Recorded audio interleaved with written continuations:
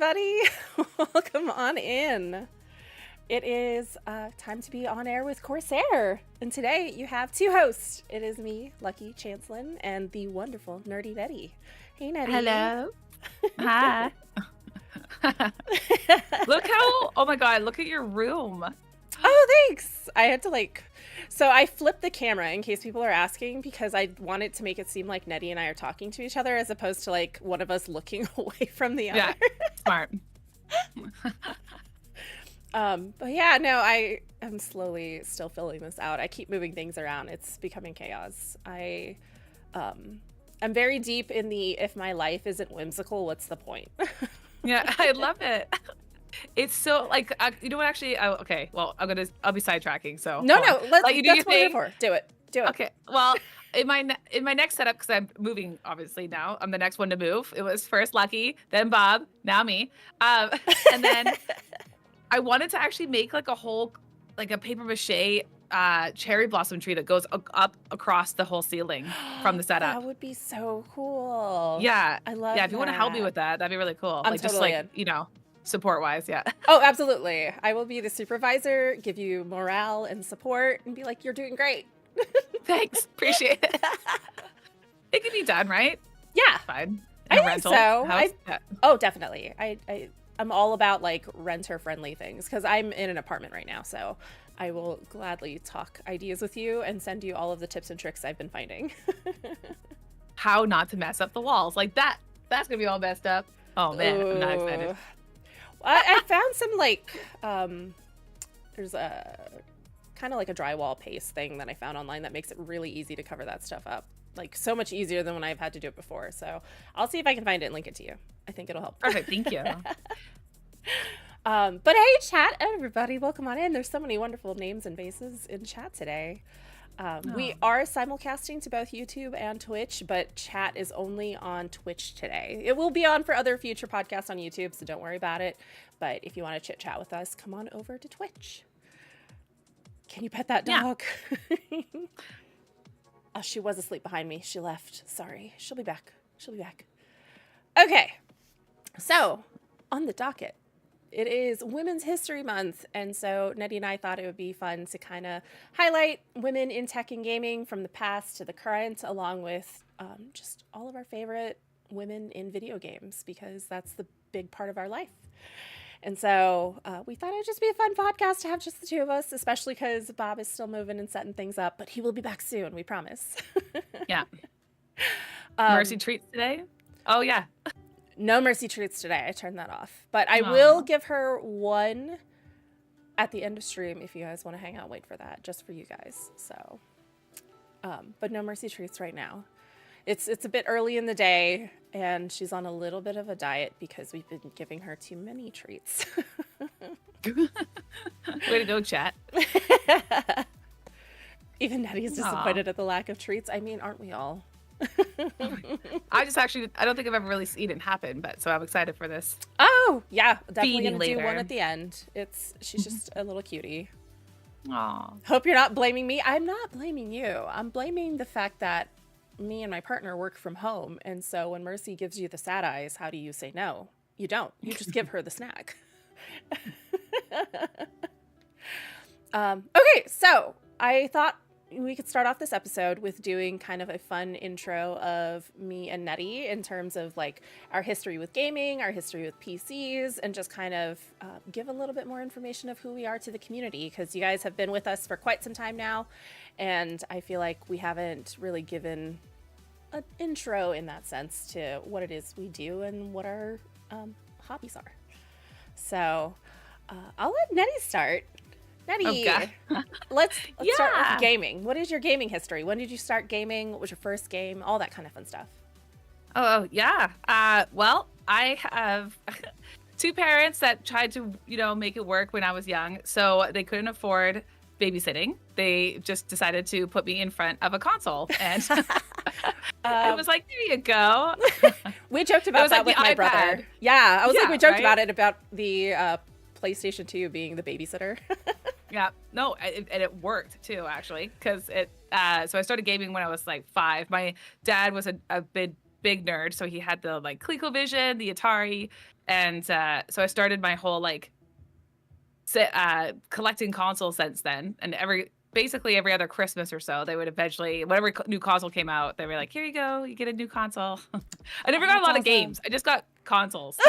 But yeah, I've been gaming my entire life. Like it's just my only true passion that I have, basically, besides art. But yeah, having my mom also be really horribly addicted to Pac-Man on Nintendo was a thing for my entire life. Yeah, so she would just play, and then I would play, and it's awesome. And then eventually, I met people that did YouTube, and so they were like, "You should do YouTube." I'm like, "Well, I wonder what I could do." I'm like, "Maybe I could do game reviews." So I started on YouTube about 13 years ago. Oh, that's awesome. So something crazy. And then something happened. I couldn't keep doing videos. So then someone's like, well, you should just stream on Twitch. I'm like, well, that's brilliant. I just like, you just play and that's it. They're like, yep. I'm like, wow. Then here I am. And now I signed on with Elgato and Corsair for about 5 years. And then awesome. They hired me on after that. So now I work with Corsair. It's so cool. Dang, it's like living my dream. Yeah, I know. No, I'm totally right there with you. I think it's really funny that you mentioned the Pac-Man addiction because my grandfather, he was really big into Pac-Man. He would go into like the arcade and he would play at the one machine. And the thing about my grandfather is that he is a philosopher and he's also part of like the Mensa Society, where those are like really high intelligent people. And so when he played Pac-Man, he was able to basically determine the formula of the game. And so he would spend a quarter in the machine and he would be there for literally 3 hours on that one quarter because he was able to just keep playing and figure out where to go. And I was like, I cannot comprehend. This is wild to me. And he's like, yeah, this is really easy. I'm like, if you say so. That's impressive. Oh, so cool. Was it Mrs. Pac-Man? That wasn't the first one, was it? That Mrs. Pac-Man came out after, right? I think so, yeah. I'm pretty sure. Now I'm questioning everything. I know. I was like, what came first? I will. Oh no, yeah. It was Pac-Man 1980 and then Mrs. Pac-Man 1982. Yes. Okay, cool. Okay, just double checking. But yes, Mrs. Pac-Man was pretty awesome. No, I really love Pac-Man. That's really cool about your grandpa, though. Oh, he is a wild man. Truly a wild man. I was like, this is the most impressive thing. So was he the one that got you into gaming? No, actually. I kind of had a similar experience where gaming was in a way a babysitter for us because we were really poor as kids. And so we didn't have really a console or anything like that for the longest time. It was, we would go to the laundromat with our mom. And while she was there, old laundromats, I don't know if anybody goes to laundromats as frequently, but they very much have changed.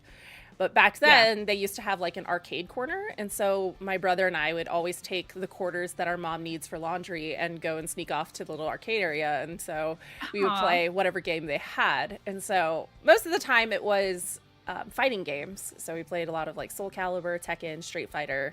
Surprisingly, there was no Mortal Kombat. So I never really played Mortal Kombat games until much later in life. But those were the games that we frequented the most.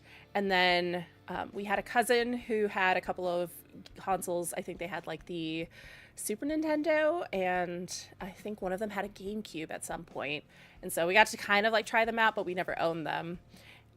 Our first official console was the PlayStation 2, and it's because a guy that my mom was seeing at the time was being deployed into the army, and he was like, hey, I am leaving and I'm just gonna give you guys my console and games. And we're like, oh, okay.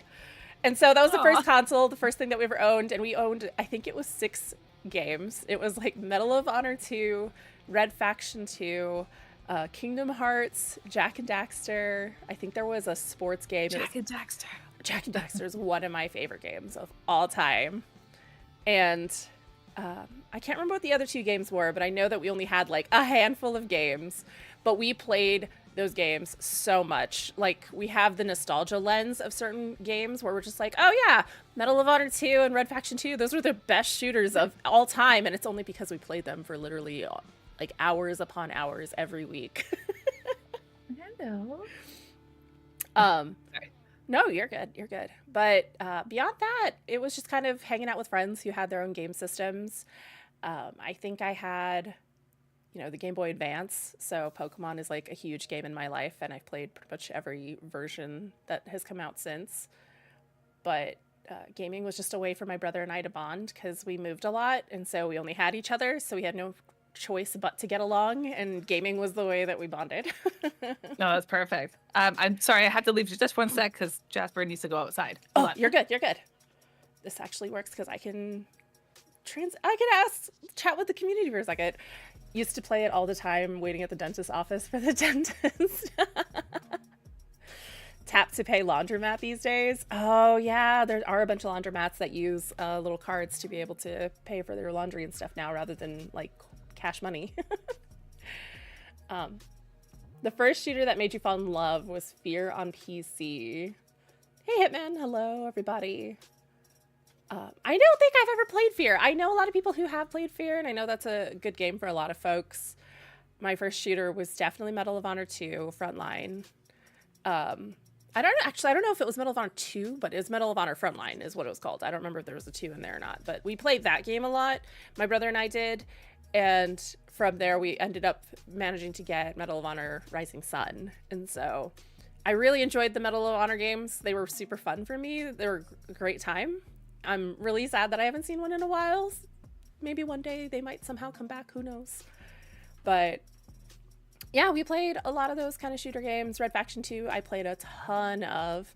That was my first introduction to Jason Statham. He was a voice in that game. God, that's so funny. I know. I was like, this is wild. Because he played this wild character who had this bright blue hair, and he was just a really cool kind of like a hacker guy. And I was like, this is the coolest character I've ever seen. I love this man. And then I learned it's Jason Statham. I'm like, he is my favorite actor. I haven't watched a Jason Statham movie in like, I don't know, 10 plus years. My brother and I are going to soon, but it was just wild how like he became such a pivotal character in my life, and it was because of a video game and not because of any movie he was in. Yeah, love that. I mean, he's still doing all that kind of like action stuff, so he is. Nothing's changed. Yeah.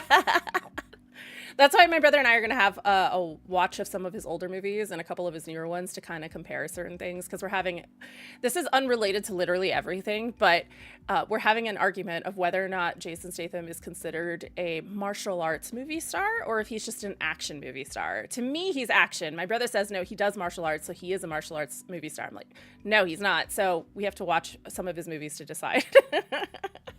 Yeah, I think it's because like he would have to be classified as action because of the fact that he doesn't portray exact martial arts. You're right. not like allowed to. So yeah, because he does. You know what I mean? Like in some of his earlier films, like the Transporter movies, he very much kind of leans more into his martial arts stuff. But since then, I feel like he's very much transitioned to doing action with like hints of martial arts.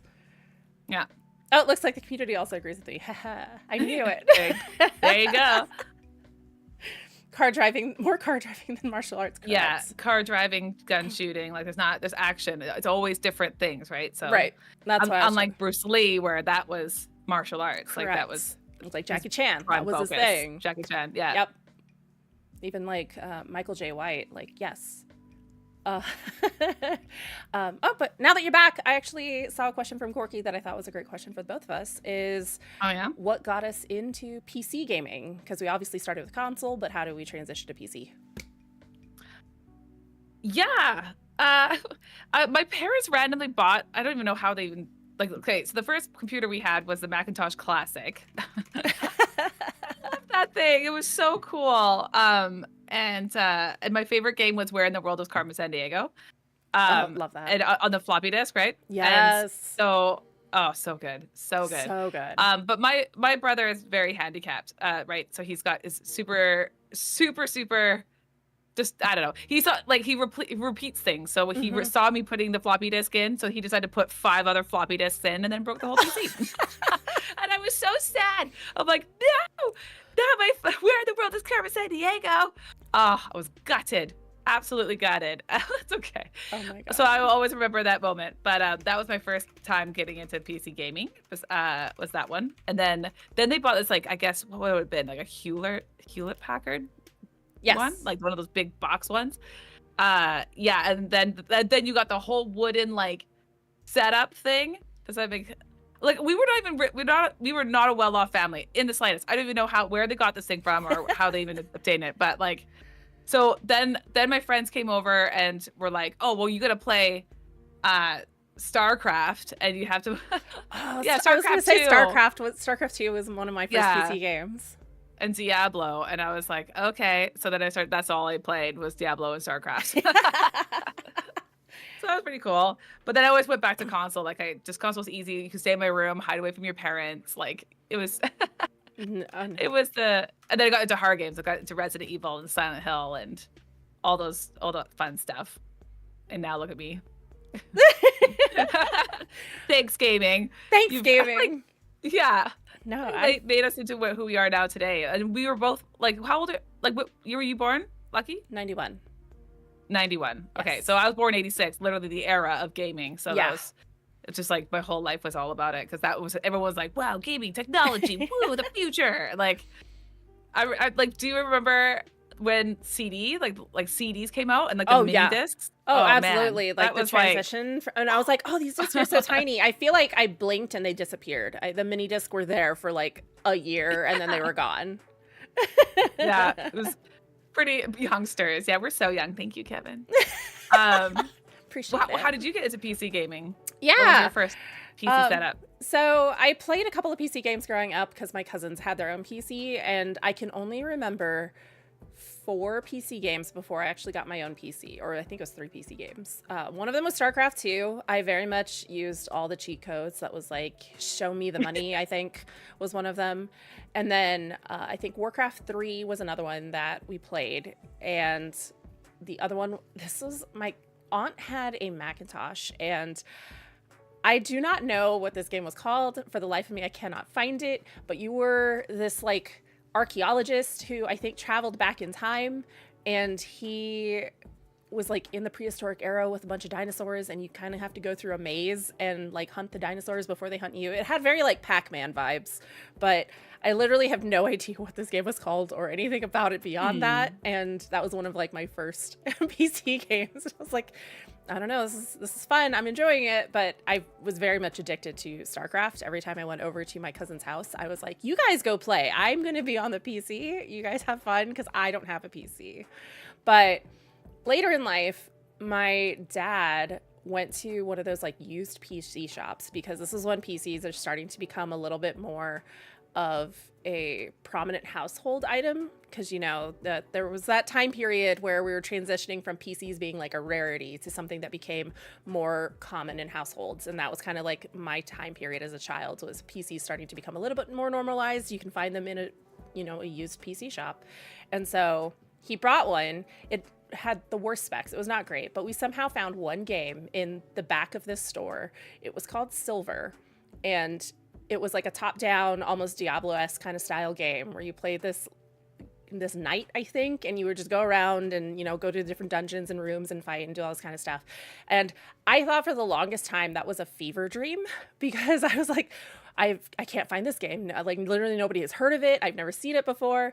And recently I found it.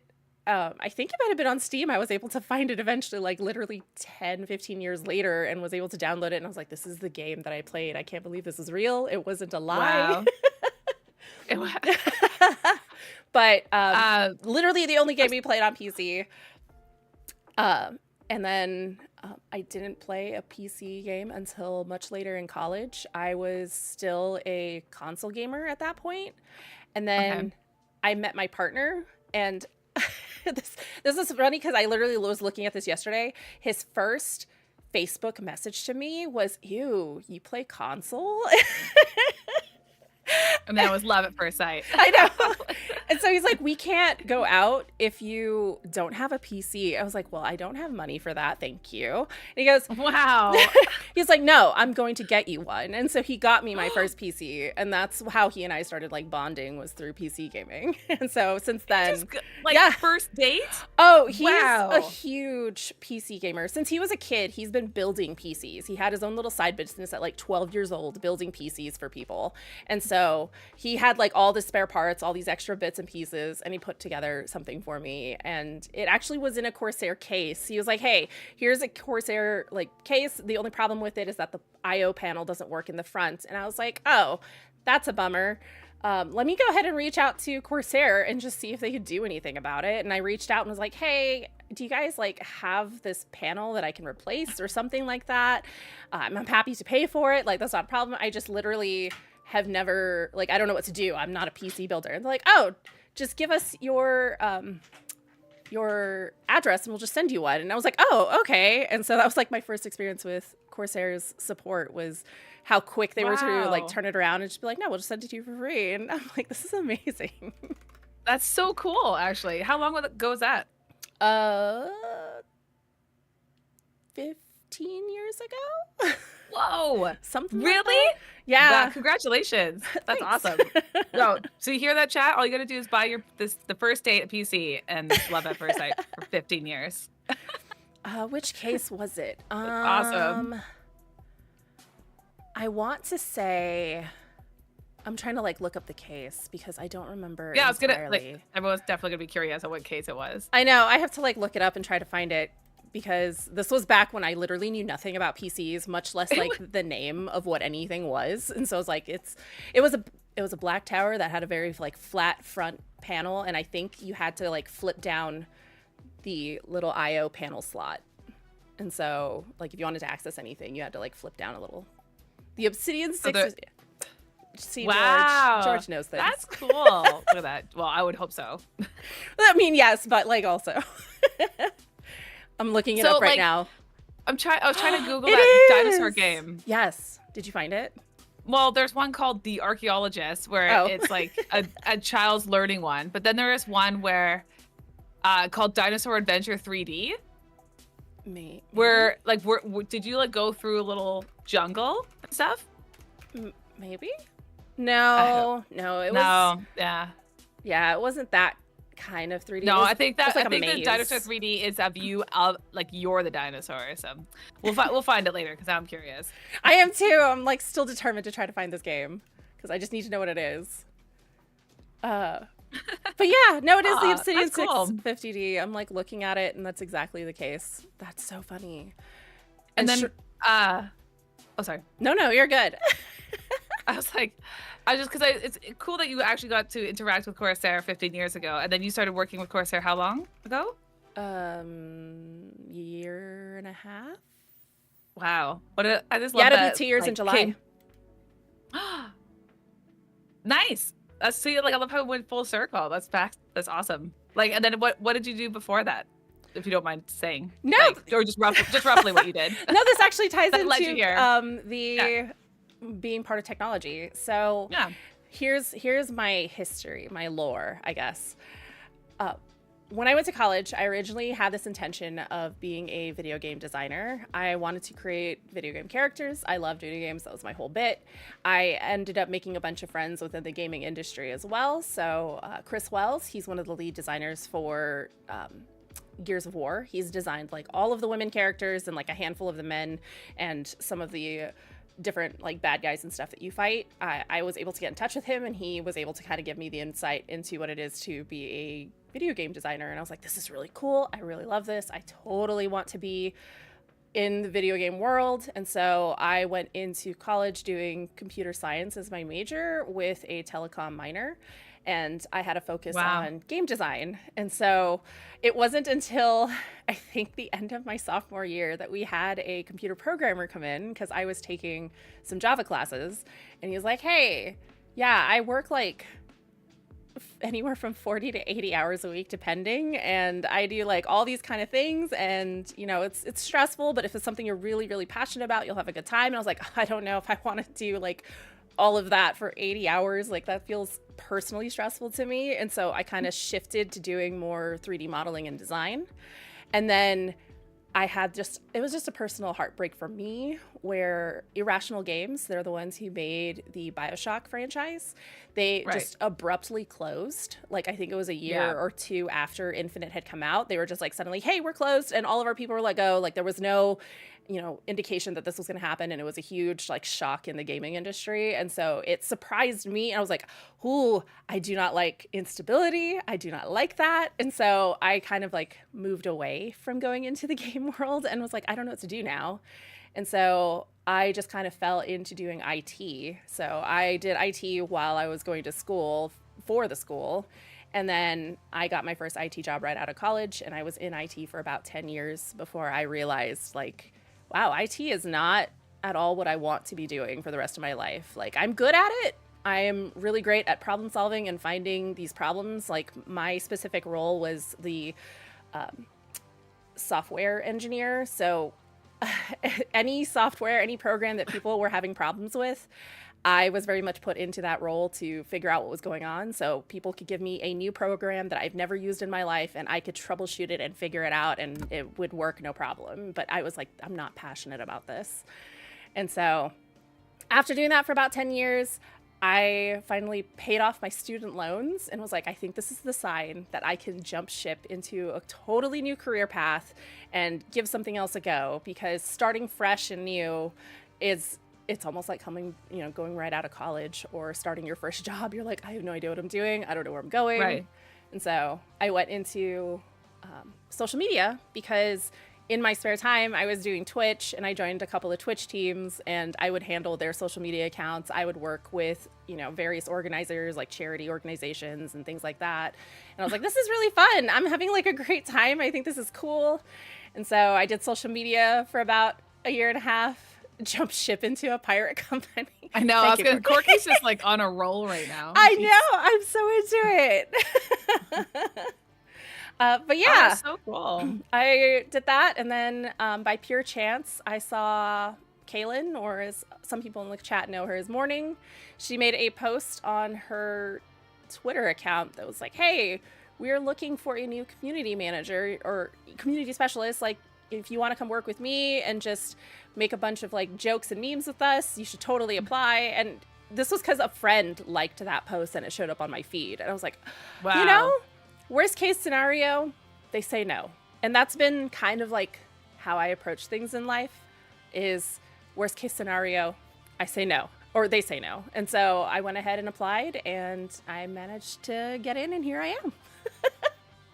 That is so neat. Look at that. I just think it's always fascinating.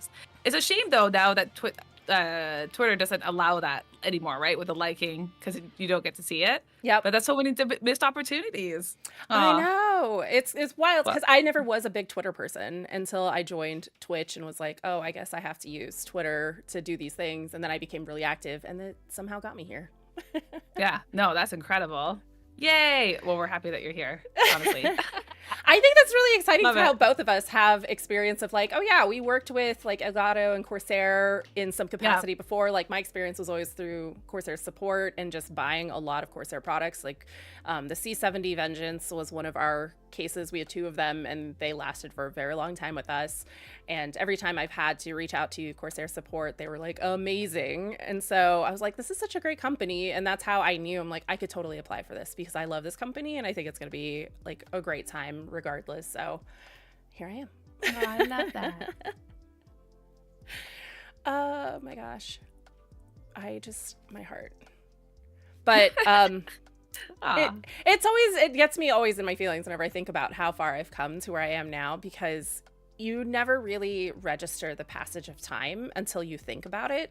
So in my head, I'm like, oh yeah, I can totally remember the day that I was in college doing these things. And I'm like, oh my God, that was 13 years ago. I know, it's a good, like, you clearly don't age at all, but like, neither do you. Yeah, that's awesome though. Yeah, it's so weird. It's so unbelievably weird because then the people will go on social media and be like, hey, it's been 30 years since this X game came out. I'm like, okay, cool. Somebody I think it was Pokemon. They had their Pokemon Day recently, and they're like, oh yeah, it's been 29 years or something like that since Pokemon was released on the Game Boy. I'm like, what do you mean? Oh yeah, What do you Game mean? Boy. So, yeah, time is weird. Time is soup. Time is soup. Good question to ask chat though. If like, what are your favorite female game characters? Because we were taking a look at like all the 25 most recognizable and most badassery ladies in the game characters. I just don't know if am I segueing off what's the word? Segue. Segueing. I'm in. Yeah. I was just for chat to answer, and then we can talk about whatever. No, you're totally good. So again, if you just popped into the podcast, the goal of today's chat is that we're highlighting women in gaming and technology. So we are going to touch on some women that are prominent within the gaming industry and a couple of women that are prominent in PCs that we think made an impact in terms of where we are now into the video game characters that we know and love. Samus is definitely a character I was going to bring up. She was one of my first women characters that I've ever played. Like, absolutely mind-blowing in Metroid when the helmet came off and it was a girl. Like, oh my god. Wow. Yeah. Chun-Li in Street Fighter is also, she was my favorite every time I played Tekken. And there was like a Tekken Street Fighter crossover. Like, I would play her, but I ended up getting deep into Street Fighter because I love Chun-Li so much. Spoilers. Yeah, spoilers. My bad. What was I gonna say? Oh yeah, so I apologize for asking the question for the end of the segment then. No, actually this works really well because while people talk about, like, list all of your favorite ladies in gaming, all the games you've ever played, tell us what lady characters you enjoy, because while you do that, we'll go ahead and kind of touch base on some of the women in PC and technology history that I think is totally worth discussing and sharing. And then then we can transition into gaming, and that will allow us to be able to go through chat and see what people have written. So perfect. So the first thing we really wanted to touch on, because I think this is just really exciting times for us, and I'm excited to see how things are going to go, is the fact that I think some of you might have seen the news, is that Andy Paul, our CEO, is going to be retiring this July, and stepping into his place is Tila. She is incredible. One of the biggest reasons I'm really excited about her stepping into the space is because I worked in IT. I had a lot of different clients, and through those clients, they had a lot of different CEOs, and I saw how they would bring in CEOs that generally don't have a history with the company. And so their experience with the community and how the company runs and everything is always vastly different. Whereas she has been with CORSAIR since 2010, which I think is roughly around the time that I first contacted CORSAIR. So I think that's like really putting into perspective to me that kind of timeline. And she's been COO since 2013 and was the president since 2021.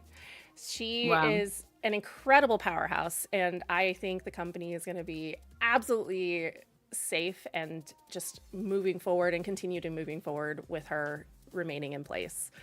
So I just wanted to give a big shout out to her because of, she's part of CORSAIR. She's a huge part of this history, and she's going to really keep moving us forward. Okay.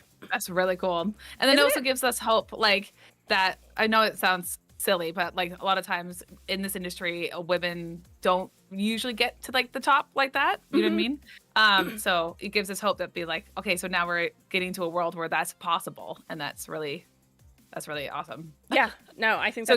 That's a huge inspiration. Oh, it is, because when I was in school, one of my programming classes, there were 82 students. Out of the 82 students, only 4 of us were women, and so. Now, like, I've had people from my school contact me from, being an alumni, and I've gone in and seen, and like the classes are starting to kind of even out. I'm seeing significantly more women in the various like tech roles and degrees. And so like T is definitely paving a way for a lot of women, a lot of inspiration to be like, yeah, women in STEM, women in gaming, women in PCs, like it's totally possible, and you guys can really strive to be at the top, and it is absolutely going to happen. So I love it. I'm excited for it. This will be really fun. So while I was looking up a little bit more about women in PCs, I realized there's a lot of them, but they don't necessarily tie back to what it is we do here at Corsair. And so I just wanted to give them kind of a quick touch on, and then we'll transition into some prominent women in gaming, which I think will hit the mark for a lot of folks. So there's obviously Grace Hopper. She invented the compiler, and she was an admiral in the U.S. Navy for World War II. There's Katherine Johnson. She was a huge part in making sure that the accuracy of the computers for NASA were good to go and helped us get into space. And we also had Margaret Hamilton. She was a really big person for me to know when I was in school because she's from Indiana, but she worked with MIT and she popularized the term software engineering because she worked on the software for Apollo 11. But the one woman I just really wanted to highlight was Ada Lovelace. I think a lot of people might actually have heard of her name because that is the GPU microarchitecture that was used for the NVIDIA 40 series. And I think it's really cool. And I think that's something that we should totally always acknowledge, is the fact that it was named after this wonderful woman who a lot of people consider to be kind of like, in a way, a mother of computers. She was close friends with Charles Babbage. She was considered to be the father of computers. She created the first,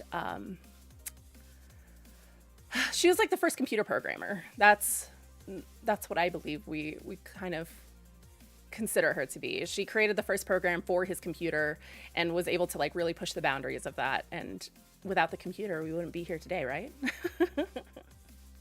Was she the main character from Hidden Figures? Oh no, that was Katherine Johnson. Yes. Yeah.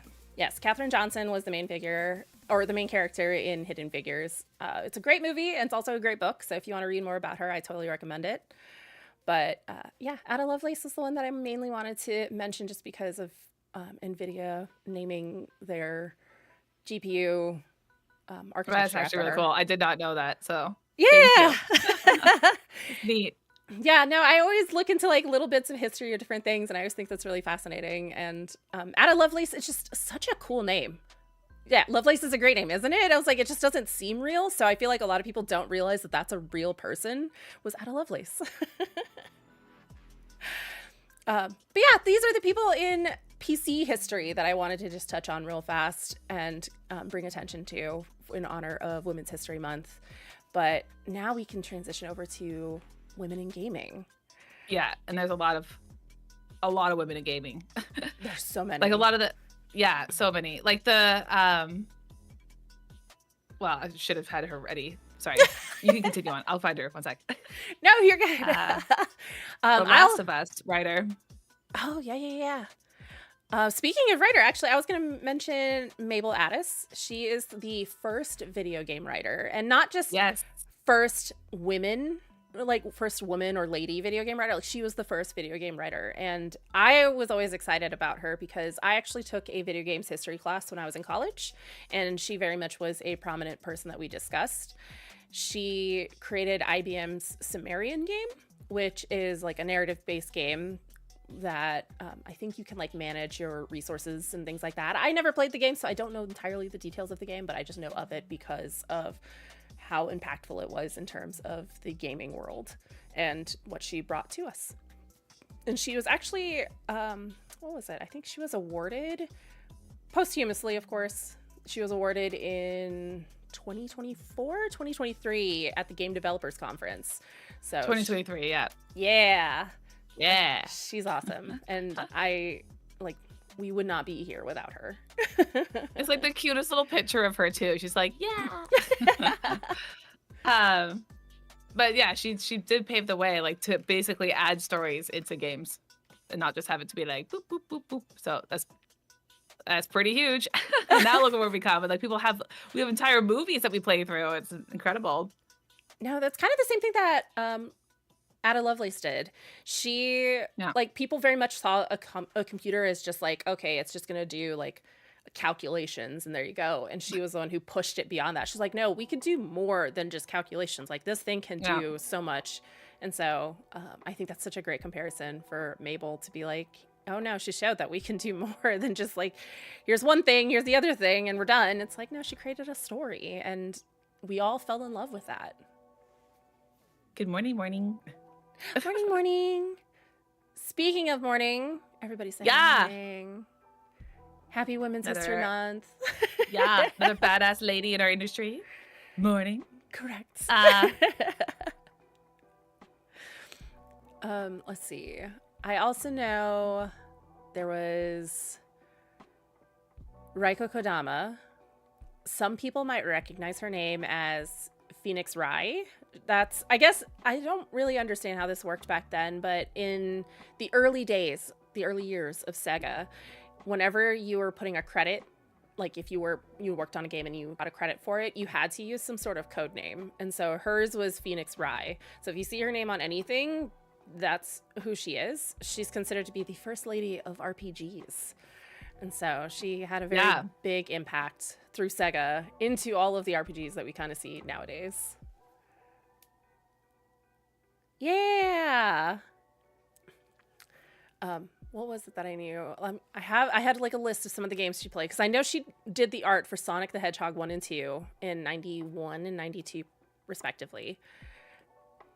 She became like a producer at one point, and so she worked on games like Deep Fear, Skies of Arcadia, Project Altered Beast, Seventh Dragon, and then she also was a director at a different point. Like, she wore a lot of hats in the company, and she was there from 1984 all the way until her death in early 2000s. So she committed all of her life to the video games that we know and love today. Yeah, she seems cool. Oh, sorry. The lady of RPGs. She also has like this like very straight face picture that I posted of her. I'm like, Hey, sometimes it's funny. You gotta people have to take you seriously back then. Gotta be business, yeah. If you're gonna be a woman in this industry, you gotta be serious. Let's see. The other one that I also thought was a really cool mention was Muriel Tramis. She is the first Black woman video game designer. She incorporated her Caribbean heritage into the games that she played. Or the games that she made. One of them is called Muilo, which is actually like a French game. And she kind of helped set the mark for not just women in gaming, but also inclusivity. I was like, I know words. Words, yeah.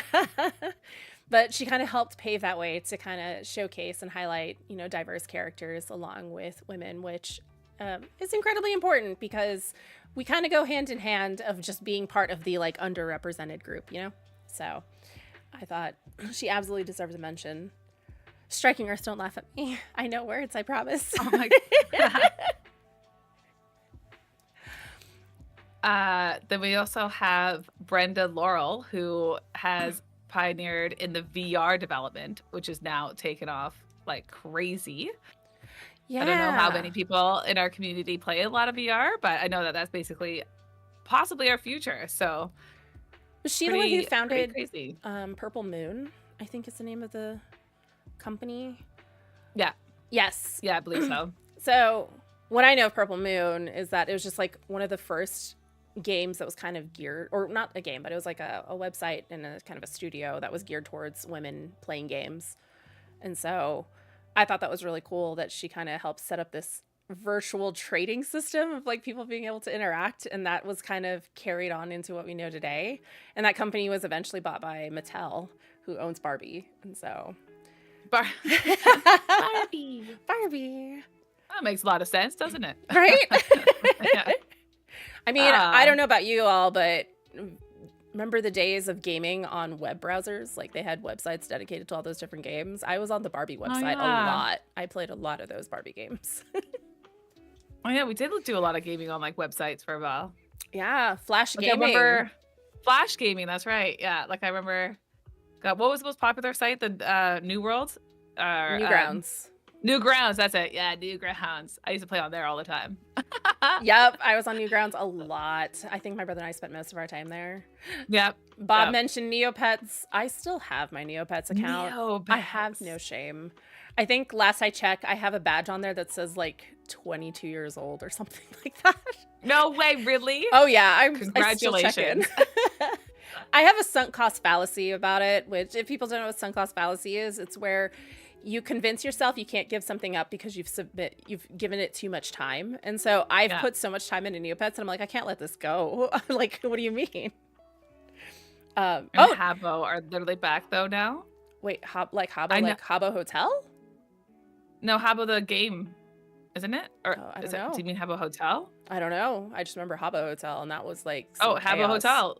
No way. Oh, it was. The virtual world. Weird. What? That's crazy. Wild. That. Yeah. So remember, everything always comes back full circle. Nothing ever really dies away. It's true though. Like bell bottoms. Yes. Yeah, I know Neopets went through a whole roller coaster because they were bought by like a big company, and the big company basically ruined Neopets. And then the employees, I think, were eventually able to buy back Neopets, so now it's an independent company again, and they're really putting the time and effort into trying to make it back to what it was, and it's really cool. Neopets, I think, also holds a special place in my heart because that's where I learned how to do HTML and CSS for website design. You could customize your little pet pages, and so I would totally transform the entire profiles and everything into being like fandom pages for whatever it is I was obsessed with at the time, like really big into anime. So you have like these dedicated profiles for the one anime character you love. That's fascinating. Yeah. Aw, yeah. I was trying to see if I can find my Tamagotchi, but I don't know where I put it. Oh my god, you have a Tamagotchi? Yeah. I have several. I think mine have the longest mine ever lasted was like 5 days, maybe. Oh, yeah. Yeah. I don't think they're supposed to last longer than that. But it was always the hardest part was trying to get them to look super cute rather than looking like an alien. Oh my god, I always got the ugly ones. Octopus. Yeah. They're like really cute little babies, and then they get to the adult stage. I was like, I'm just gonna let you die. Yep. I just want to have the blob. Ah. Wild how like 2000 stuff still exists. Yeah. Yeah. They never get put to rest.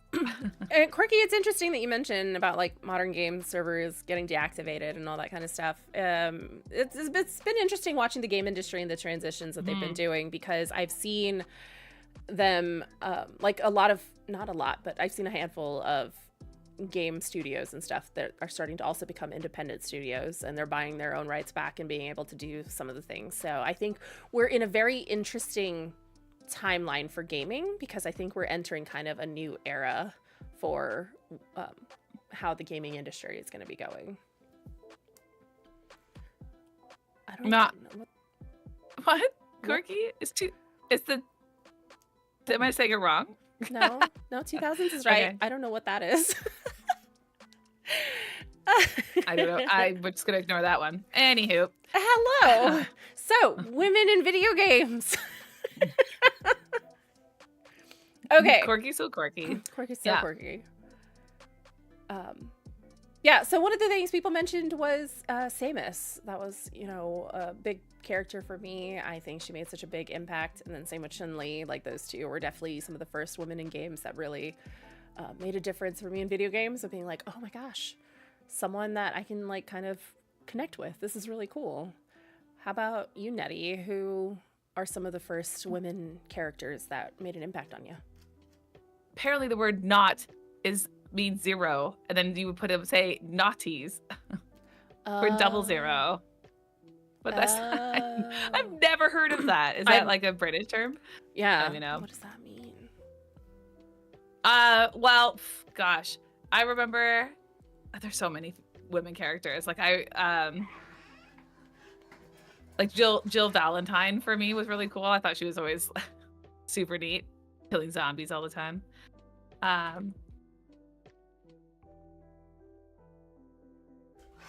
And then Kerrigan from StarCraft, obviously.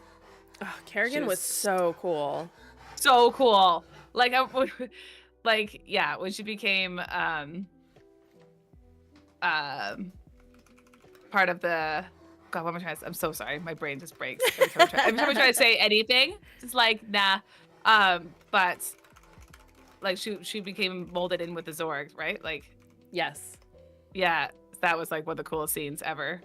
Oh, that was such a... The Zerg, sorry, yeah, Zergs. Yeah, wait, is Zorg Star Trek? So yeah, I was thinking about Star Trek. Yeah, Zergs. Not Zorg. Apologies. Yeah, but that scene, I still remember that scene, and I'm like, oh, she was so cool. Borg and Star Trek. Oh my god, we're horrible. We should just quit. You guys heard nothing. We totally know stuff. Yes.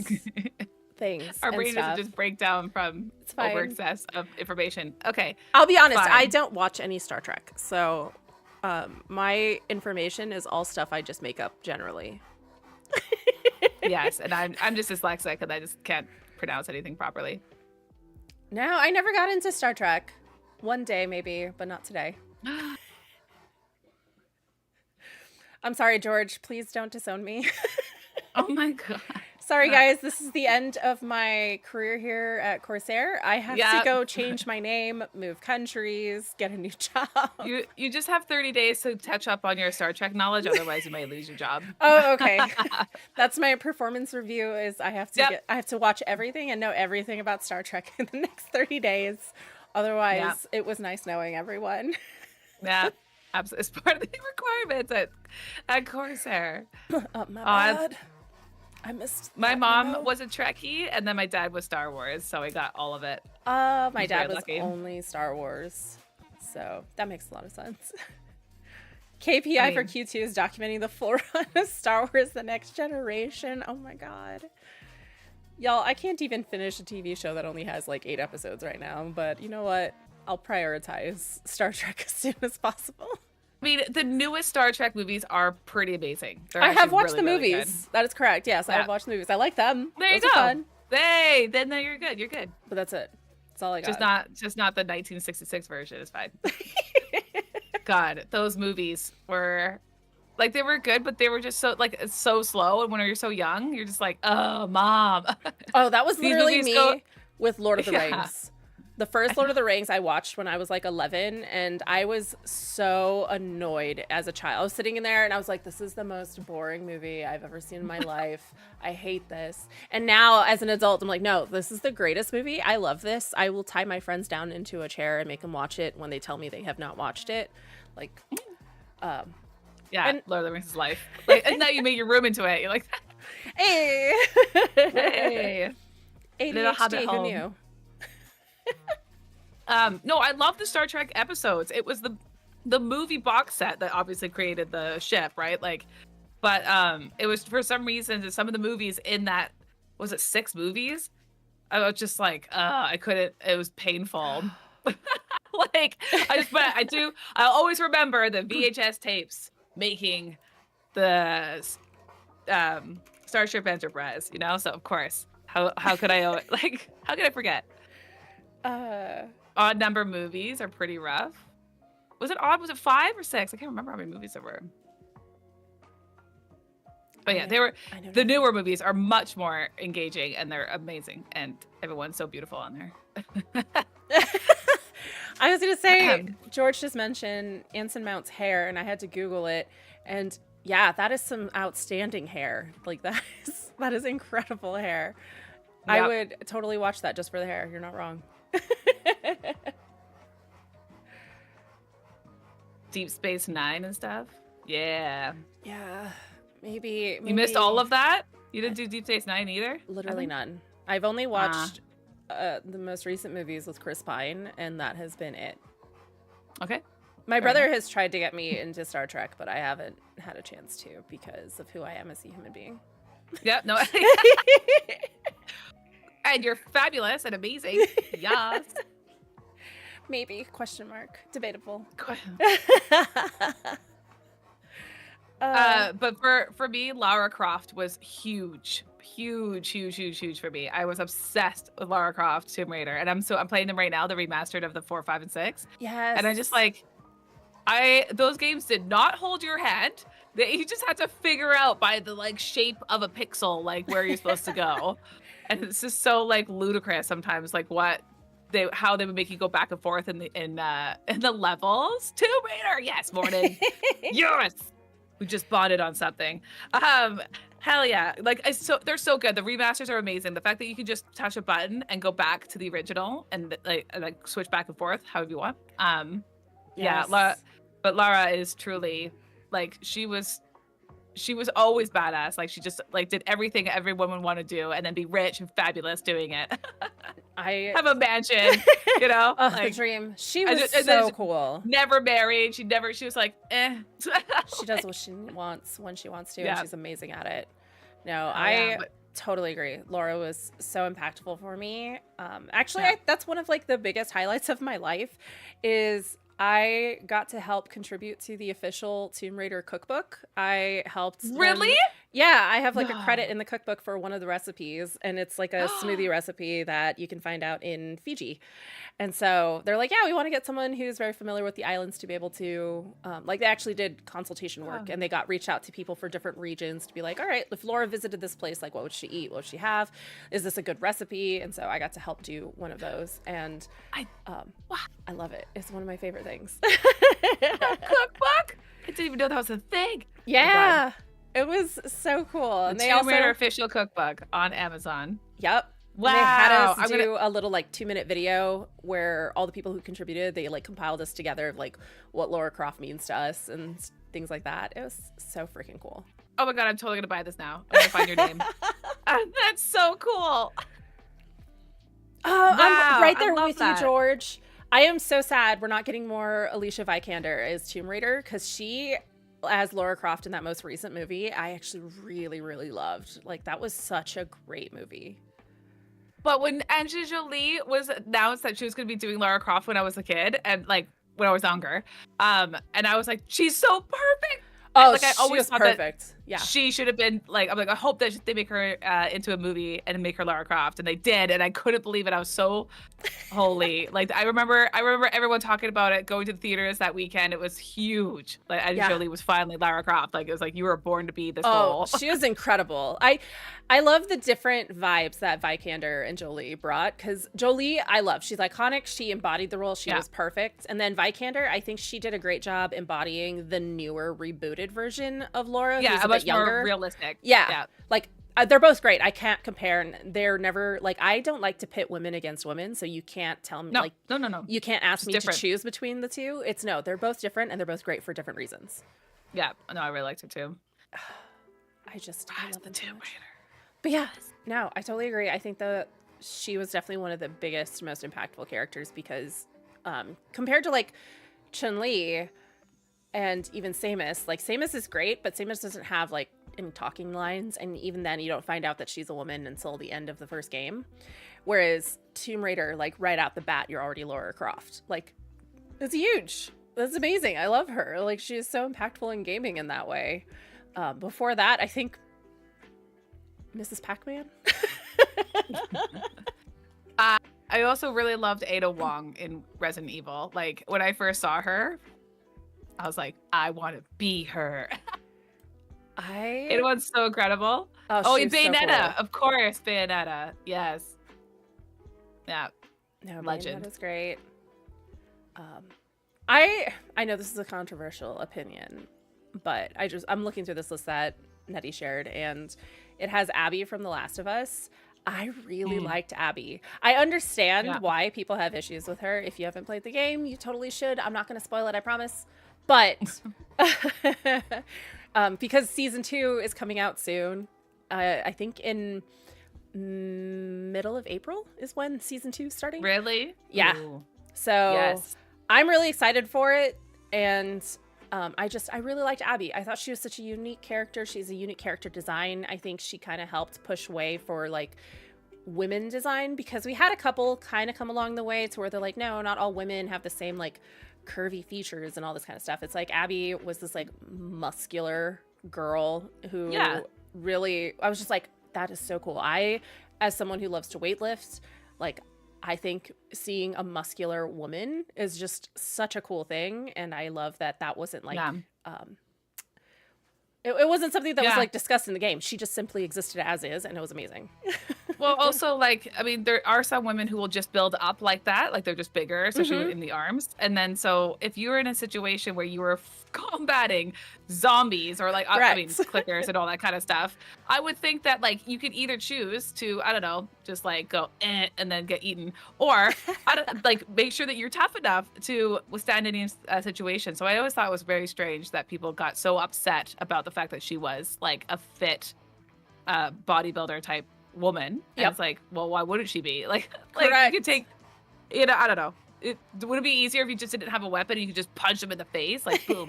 Sometimes you're not going to have a weapon.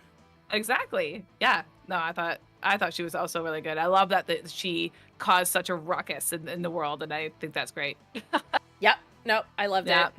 I think that's how I see with just a lot of video game character designs is like when they're making like big headway in conversations, they tend to also be just really good character in the end. Yeah. I never pronounce her name correctly, but is it Senua? Senua from Hellblade? I think it's Senua, maybe. Is it Senua? Yeah, she was also. I know. What? Oh my god. I know. Okay. Okay, it's an incredible game, and it's about definitely centered around mental health. That's why it's a really amazing game. The first one is just so the way they did the sound design, especially if you listen to it in our CORSAIR headset. Sorry. But for real, like the Adobe sound with that game is like incredible. Oh, you're so right though. Holy crap. And then so you're just sitting there going, you can hear them like the back of the head and stuff. It's just, oh man, another level of being like fully interactive into your game, like feeling that you're right there, experiencing all the stuff with her. Oh, man, I just like seeing this list. It's so great. Like Clementine from Walking Dead. So good. There's like so many. Yeah, there is so many. But that one like made me cry so hard, that whole thing. Hold on, I was going through the chat because I know there were. Oh, yeah. Oh, did I think Hi, chat. It scrolled a little too far back. It's fine. As someone mentioned Princess Peach. Princess Peach! Peach is the wiener. Yeah. Another controversial opinion. The first Super Mario live action movie, one of the best video game movie adaptations of all time, and you cannot tell me otherwise. And Princess Peach is phenomenal in that movie. Yeah, she really is. Eric's Corpse George in my Women's History Month?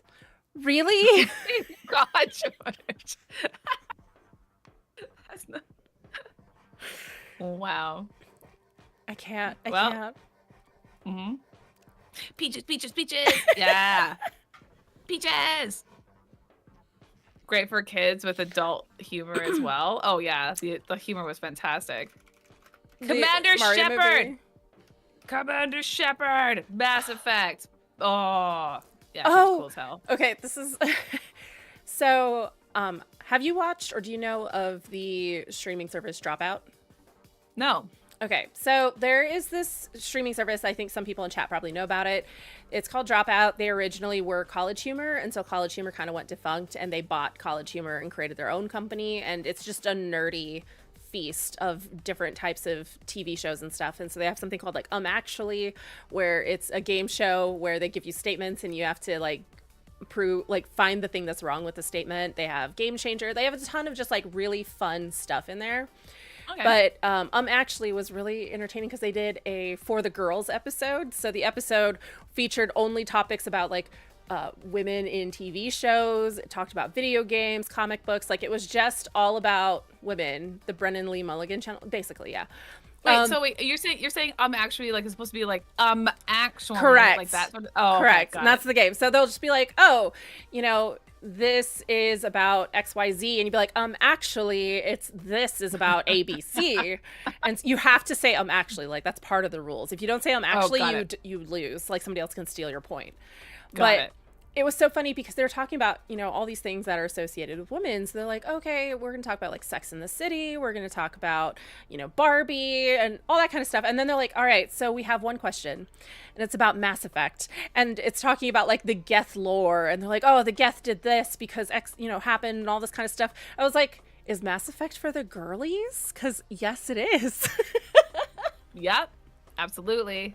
I couldn't get into Mass Effect. Like I love the story and a lot about it, but when I try to play it now from like the beginning, for some reason I just can't seem to, do you know what I mean? Like continue playing it. I feel like I missed the mark on that one to skip the like, first game.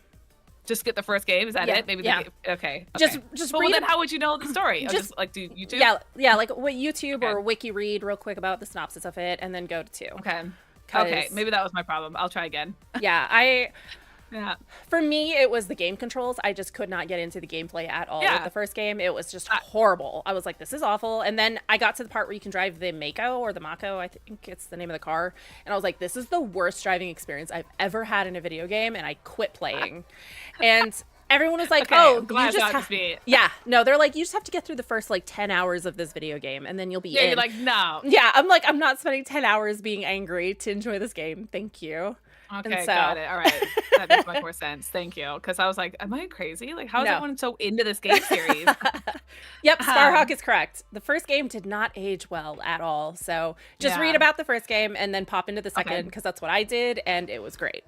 So that's the way to play. Also, another controversial thing that happened recently was Aloy from Horizon Zero Dawn. Paving the way of like how women should technically look when it comes to games, and like what a controversy that started. Like so crazy. Like you know what's great about art, which is I talked to Bob recently about this, and I was like, you can make your however anyone wants to look at all. Like you can just make either a very masculine bodybuilding woman, or you can make her really pretty. Whatever you want to do. Right. It's crazy. Women don't have to have cutting looks. Correct. And I think that's the other... Like, oh, no, go ahead. Yeah.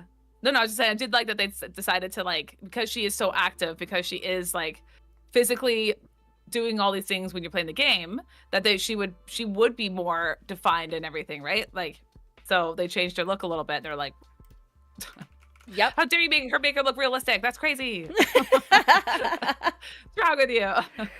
I totally on board with that.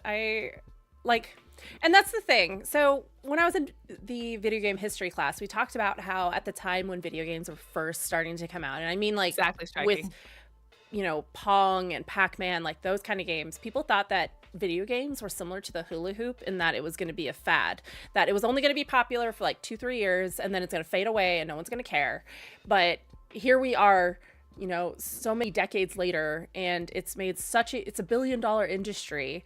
And there's so many games. Like you have so many options to play. It's no longer just like, oh, there's only 3 games released this year. It's like you have so many different games. And so when people, you know, talk about like, oh, I hate this character design, it's like, okay, well, you don't have to play it. There are literally so many other games you can play. Like, that's what's really cool about art, because you know, I was like, I don't go to an art gallery and like argue of like, oh, this person's depiction of a person is trash. It's like, no, this art just isn't for me, and that's okay. And so but that's because you're a logical thinker, so but I did like that these like certain characters that have upset the entire planet, so that's great. Like, thank you for pushing through another wall barrier that we can look however we want to look.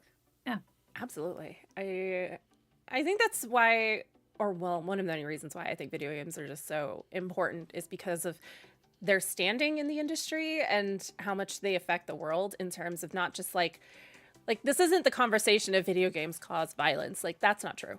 It's the fact that video games allow these kinds of conversations to become front and center and for us to talk about it, especially for women and diverse characters in general, of just being able to break these boundaries so that it can become normalized and we don't have to talk about it anymore.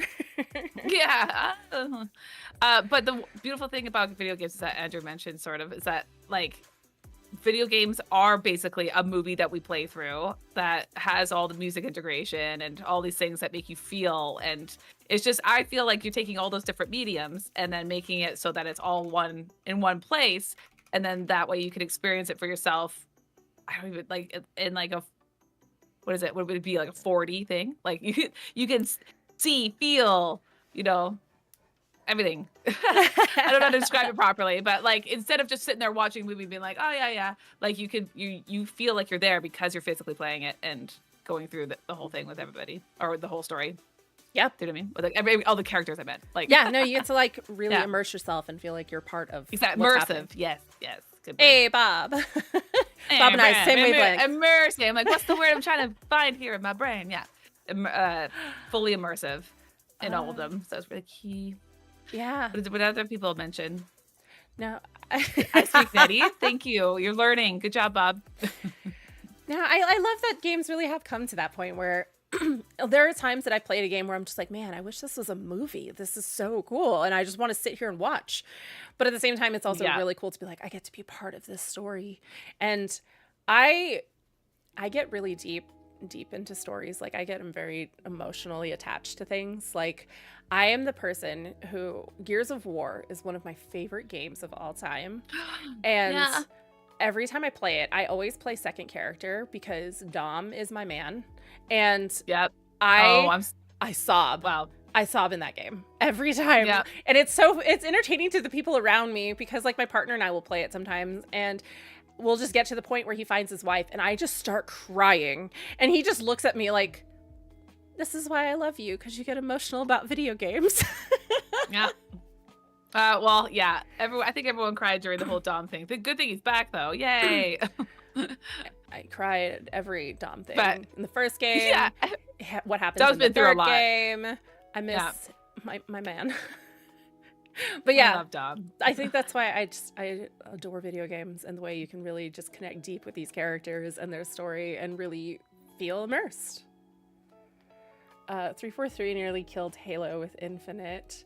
Actually, it's another character that you just reminded me. Cortana. Cortana. Love Cortana. Classic. She's an incredible icon in the story. She does an incredible storytelling. Like she was a huge influence for me. Like I love the Halo games. I've played through all of them except for the most recent one because I haven't had a chance to. It's on my docket. It's like in the next week or two, my brother and I will be playing through it. But yeah, what an absolute like incredible character because, you know, when you first start out, she's just kind of there. It's your first time kind of experiencing a game with her as this like 3D character that's, you know, a digital character that's hanging out with you. But the way she became so pivotal to the story, I loved her. She was great. Yeah. She basically like kept Master Chief like calm. Yep. That was another big impactful moment in gaming for me was Halo 3 ends with John going to sleep and he says, hey, wake me if you need me. And then Halo 4 comes out and it immediately is Cortana's voice going, John, wake up. And I was like, what an amazing way to tie these two games that have been so separate for so long. And just to complete that like full circle, I got super emotional. I got like chills and everything. I was like, this is so good. Oh my God. But yeah, Andrew, you're right that Halo did almost fall apart, but they're bringing it back, I think. It was interesting to kind of watch the journey of that because from what I understand is that the studio, they did not see Halo or they did not see Master Chief as a character. They thought he was a placeholder. So for those who don't know, in certain video games, there's a placeholder character that you play and it's where you're supposed to insert yourself rather than follow a character on their journey. Right. And so they thought Master Chief was just some guy in a suit. So you as the player are the guy in the suit. And so they could just change the whole story and completely shift the perspective of everything going on. And after that game, people were like, that's not it. Master Chief is a character. He has a story. And they're like, oh. And so now I think they're fixing it. Yeah, he's a person and we all love him now. Correct. 7-foot God. Yeah. I loved the Halo franchise. Halo Reach, very much. That was another fun video game character was Kat in Halo Reach. Like, she was so cool. She was part of the Noble Six team. She was missing an arm, so she had just like this cool robot prosthetic part of her, and she was, you know, just such an important member of the team and part of like that huge story. And I don't know, she just stood out to me. Like, I always notice these characters and just how much they really affect me. And a lot of women characters, I feel, especially in the recent like decade, have made such a huge impact in the story and how the game is going. Yeah. Yeah. Let's see. Like Ellie from Last of Us. Yes. Oh, this was mentioned a couple times earlier, and I meant to touch on it. Somebody mentioned Ciri, Yennefer, and Triss from The Witcher. Yes, of course. Yes. Oh my god. Especially Ciri, because the new game coming out with her. Ciri. Yes. Right? Oh, I'm so like, I'm such a Witcher fan. I have all the whole Gwent decks, all of them, all 5. Oh my god, amazing. Yeah, and it's like I have it in my storage, so I'm thinking about maybe possibly bring it back out here from Vancouver. Do it. Yeah, like huge, massive fan. And I would like play the Gwent song and everything while we played. I love that so much. So cool. But Ciri is like incredible. And at that game, it looks, oh my god, it just looks like everything that you hope it's going to be. Oh my god. So yeah, very excited for that release. But I just remember that scene. Everyone knows, you don't have to really touch base on it too much. But the scene with Triss and Yennefer, if you decided to choose certain things, is pretty hilarious. Yep. I was like, that is classic. I love that. Like, that will go down in history for sure. Yep. And Cassandra. I'm guessing from Assassin's Creed. Oh, yes. That's the only one that I know of is Assassin's Creed Odyssey with Cassandra. Triss, Yennefer, and then the blonde lady. Is that Cassandra? Is that you talk about? Wait. No. Who's the blonde witch? Yeah, okay, yeah. So the blonde witch is Cassandra, like, in Witcher. But I mean, she was never gonna be like, she was kind of like, it's gonna use Geralt. I think it's Kira? Cute. I can never remember her name. But yes, I know who you're talking about. Who's that? Ivor? Ivor from Assassin's Creed. So, I need to, oh my god, my stigmatism's already acting up. Yes, Bob. Kira. Words. All right, there we go. Yeah, there we go. It's an I. Oh no. No, I loved Yennefer. That's Kira. That's it, right? Yes. Yeah, Cassandra is Assassin's Creed with Ivor. Which I also agree. Both of those women I think were super great. I am forever going to be pissed about oh, why can't I think of her name right now?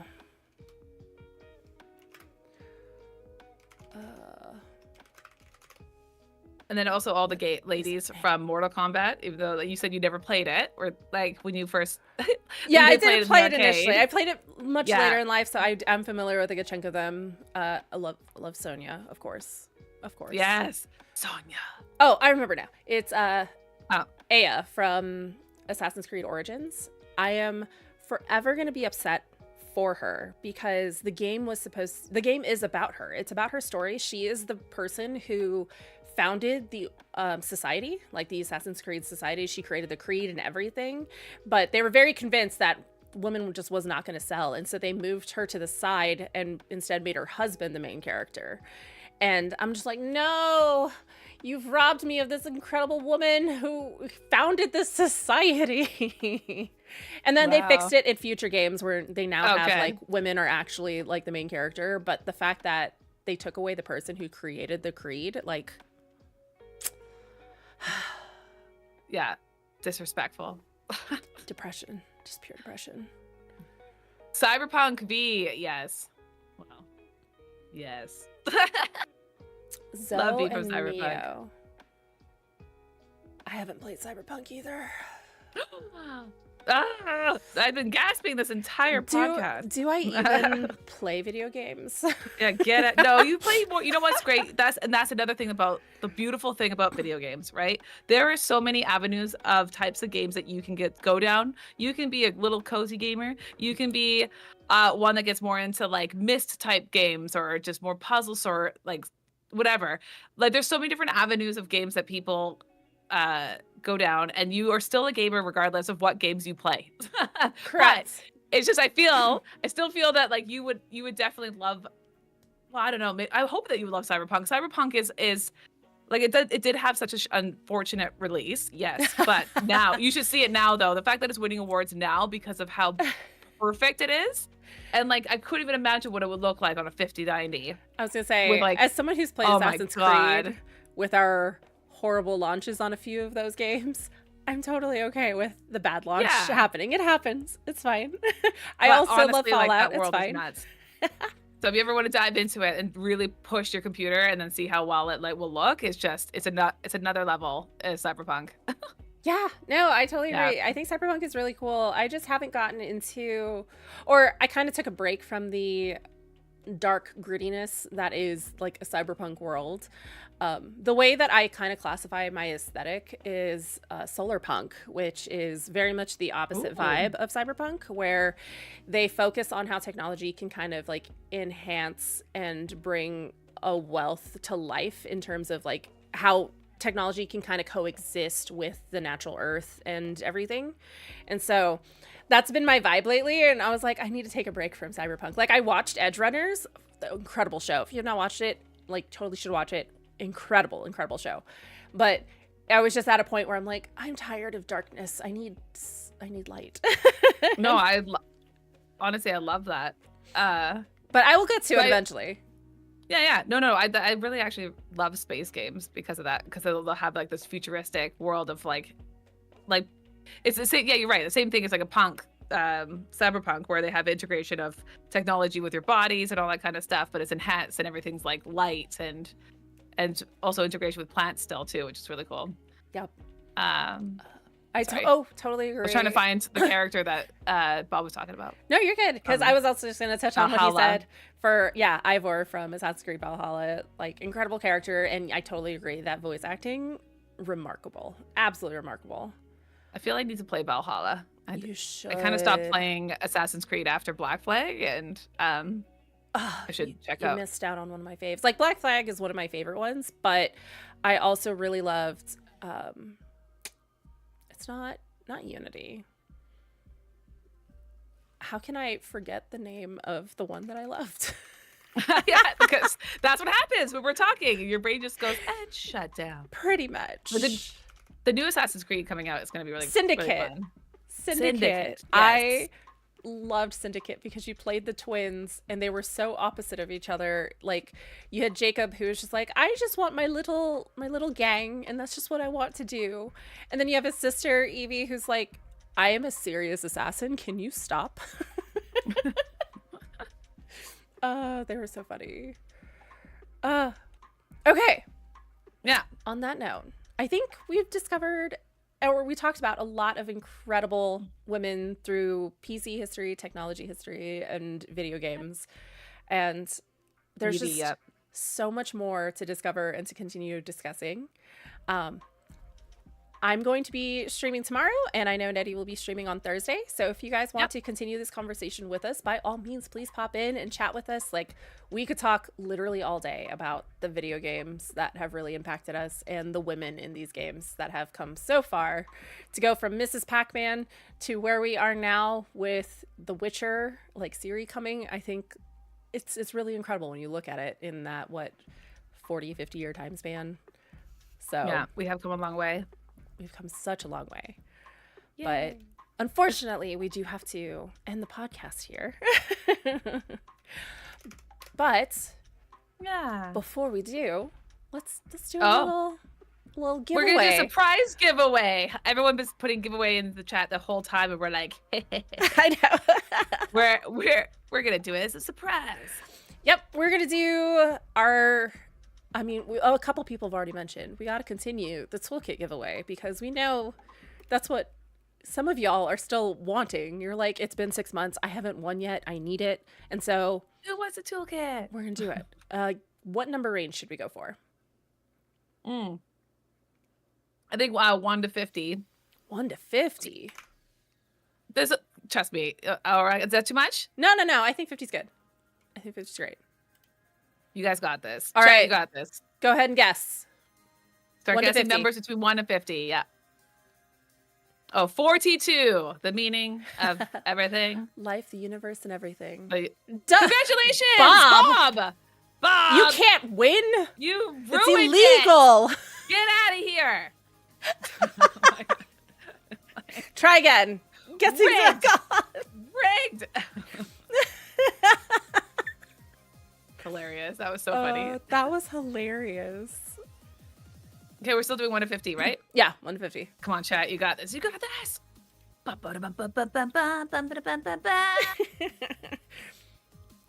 Reaper Noah. There we go. Yay! Make sure to just send me DM a whisper. Us, whisper us your email address, and then say DIY Toolkit. Yes, please. Email address and DIY Toolkit, and then we'll sort you out. We'll send you an email. I will. I'm gonna wait until I get it. You know what? I can't remember who it was, but someone won a mouse pad a long time ago, and they finally just got it. Oh my god! It was in backlog for so long. So if you're in the chat, I'm so sorry. It was backlogged for eons, but I'm so happy you finally got that mouse pad. So it will come, though, chat. I swear. Since that we were having a bit of stock issues because everyone loves Corsair so much lately. Actually, that's such a good point. Yeah, we are very much backlogged. I had a couple people reach out to me in the Discord that's like, hey, I won this like a month ago and I haven't seen it. And I literally looked it up and was like, oh, yeah, it's been submitted. It's just on a backlog. So we're just waiting for stuff to come in. Yep. So just be patient. We got you. Thank you for the message. Awesome. Yay. Okay. Oh, that was so great. Thanks for chatting with me today. Lucky. Thank you for hanging out with me. Educating us all about all the ladies in the industry. And I honestly, that didn't know about the NVIDIA thing. So that was a really cool. Yeah, I think that's always one of my favorite bits. Because I remember watching them do the announcement and they're like, yeah, Ada Lovelace. I was like, wait a minute. I'm pretty sure I know who that is. And I was like, oh, this is so cool. And again, she just has such a cool name that people wouldn't think that it's a real person. So even though it's Women's History Month and there was Women's History Day, or Women's International Day, we can still always like uplift and praise women and every day of the year, all the time, right? So just keep loving. Put I don't say it as like as a motivational speech, but I just feel like, like always uplift and support your ladies around you in your life all the time. So thank you for everything. Yeah, I really appreciate everybody coming here to support us. Like, I think this is a really fun podcast. I know it's a little different than what we usually do, and this is kind of the stuff that I want to help incorporate among the product announcements. Like, don't get me wrong. Yeah. We're going to definitely still have various podcast episodes for the different products and stuff we have, but I want to be able to use this platform to highlight other things going on, not just, Women's History Month, but we also have like Black History last month, and then we also have Pride coming up. Like, we just want to be able to highlight all the people in our life in the different ways that they're impactful. And I appreciate everybody in the community that has come out to support us today. Yeah, thank you. Yeah. Been a pleasure. As a treat for everybody else too, Mercy, where'd you go? Yeah, we get to see it. Mercy. She went. My first time ever seeing it in action. Mercy, where are ya? Mercy. There she is. She went for a walk, so she's like a little tired. Aw. Come here. I'm about to go out for a walk myself in the sun. Oh, Mercy! How cute! Oh. Oh my gosh, that's adorable. Oh, Mercy's so gentle with the treats. Jasper just like eats your hand. She is very much the gentle giant that is her name. Wow. That is a monster. Beautiful. She's a baby. What do you mean? She's such a baby. What a puppers. She's just a gentle lady. So cute. How old is she? She is going to be 10 this August. Wow. George's good Lord. Oh my God. It's not a monster. Yeah, she is a goddess. She's a sweetie. Oh, I love that. All right. Thank you, Lucky. Thank you, Netty, for hanging out with me. And thanks, everyone. George, Deb, Bob, all the community, all the people. And Morning. Yes. I like that. Thank you, everyone, for stopping by, too, and supporting. That's really nice. Yes. Please hang out with us tomorrow during our streams as well. Mine is tomorrow, and Netty's going to be on Thursday.